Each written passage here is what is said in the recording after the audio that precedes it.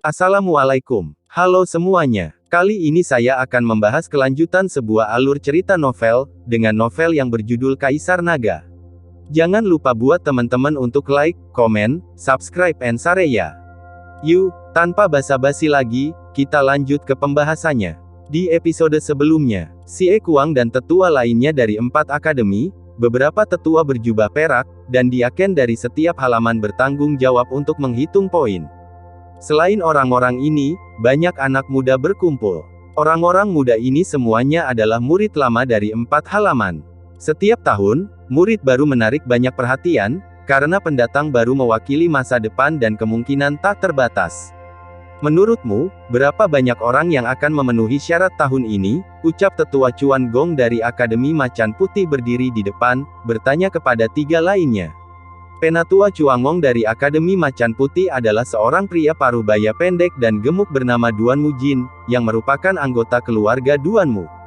Penatua dari Akademi Qinglong berkata, total skornya adalah 13.000 poin, secara teoritis, ada 1.300 orang yang memenuhi syarat, tetapi kenyataannya, tidak mungkin begitu banyak orang yang memenuhi syarat.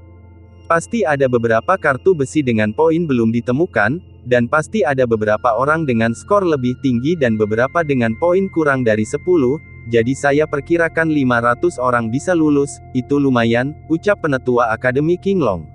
Sekitar 500 orang, ucap Xie Kuang mengangguk. Menurut pengalaman sebelumnya, ini mungkin jumlahnya, tapi aku penasaran, siapa yang akan menjadi raja pemula tahun ini, ucap tetua Akademi Xuanwu mengajukan pertanyaan. Tak perlu dikatakan bahwa raja pemula tahun ini pasti jenius dari keluarga Duanmu saya, Duanmu Jue, ucap Duan Mujin tertawa, terlihat sangat percaya diri. Duan Mujin, apakah kamu terlalu percaya diri? Menurut saya, Huang Yu dari Akademi Qinglong, sangat berbakat, dia telah membangkitkan garis keturunan tingkat kelima, dan dia telah mencapai seni bela diri tingkat keempat, dia tidak lebih buruk dari Duan Mujue menurut saya, raja pemula kali ini Huang Yu, ucap tetua dari Akademi Qinglong. Itu pasti Xie Hong dari Akademi Xuanwu saya, meskipun dia seorang wanita, bakat dan tingkat kultivasinya tidak buruk sama sekali, mungkin, raja pemula adalah Xie Hong dari Akademi Xuanwu saya, ucap tetua dari Akademi Xuanwu. Kurasa tidak, Yin Kai dari Akademi Burung Vermilionku tidak buruk sama sekali. Kali ini, Akademi Burung Vermilionku pasti akan memenangkan raja pendatang baru, ucap Xie Kuang. Duan Mujin menepuk perutnya yang gemuk, dan berkata pada dirinya sendiri. Meskipun Huang Yu dan yang lainnya bagus, mereka masih kalah dengan Duan Mujue.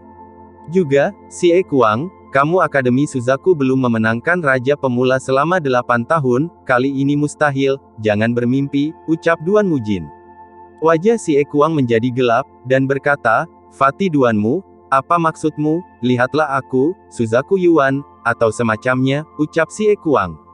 Iya, aku hanya meremehkan Akademi Suzakumu, apa yang salah dengan Akademi Suzakumu, tidak mungkin memenangkan raja pemula hanya dengan sampah-sampah dari Akademi Suzakumu itu. Jika kau tidak menerimanya, bagaimana kalau kita berjudi, ucap Duan Mujin mengejek. Sialan, bertaruh saja, aku khawatir kamu tidak akan berhasil, Fati Duanmu, beritahu aku, bagaimana kamu ingin bertaruh, ucap Xie Kuang. Mata emas Duanmu berkilat, dan dia menunjukkan senyum gembira, dan berkata, bagaimana dengan ini, bagaimana kalau bertaruh di Akademi Macan Putih atau Akademi Suzaku mana yang akan mendapatkan raja pendatang baru, dan taruhannya adalah 30 kristal roh, ucap Duanmu. Apa, 30 kristal roh, ucap Xie Kuang terkejut. Kristal roh mengandung aura yang sangat murni, dibentuk oleh kondensasi langit dan bumi, dan sangat berharga. Hanya prajurit di atas tingkat seniman bela diri hebat yang dapat menggunakannya untuk kultivasi.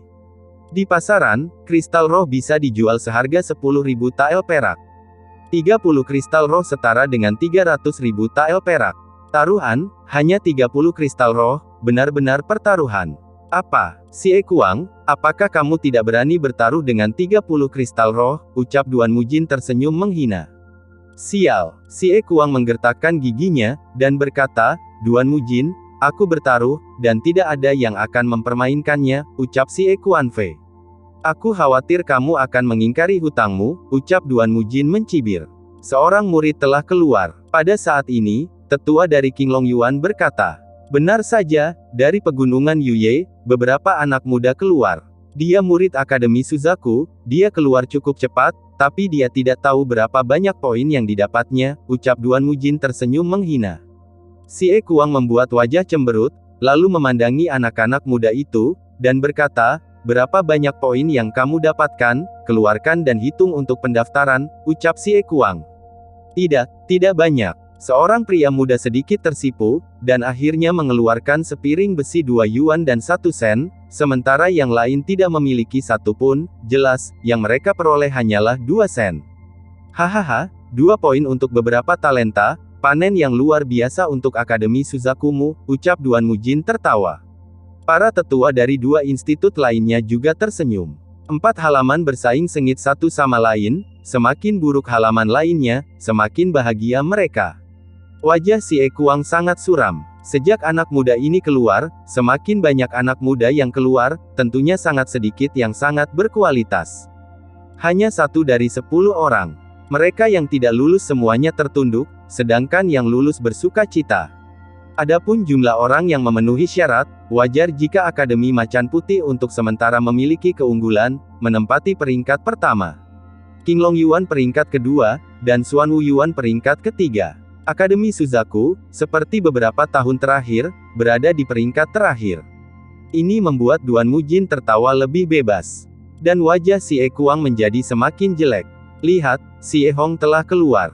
Tiba-tiba seseorang berteriak. Xie Hong, Master nomor 1 Akademi Xuanwu, berjalan keluar dari pegunungan Yuye.